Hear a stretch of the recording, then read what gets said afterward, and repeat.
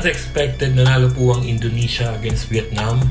Dumamang po sila ng 23 points. Pero nung first 3 quarters, medyo close po yung laban. And yun nga, no? Pag hindi nag-ingat ang Gilas dito, medyo delikado ang Gilas dito, no?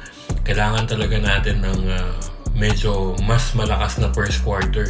Tingin ko dun lang naman tayo medyo nag-i-struggle talaga nung first quarter sa unang dalawang panalo natin. So kung mababago natin yon at kung magkakaroon tayo ng mas energetic na unang umpisa, I don't think hindi makakapag-compete yung mga players natin. Naniniwala pa rin ako, lalo na dito kay Grahita.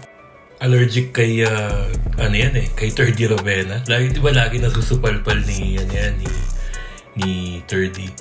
So kailangan na talaga ng Gilas na mag-focus sa game plan, and sana pumasok na yung mga 3 points natin saka yung mga mid-range jumpers natin. Naniniwala pa rin ako na pound for pound mas magagaling pa rin yung mga players natin.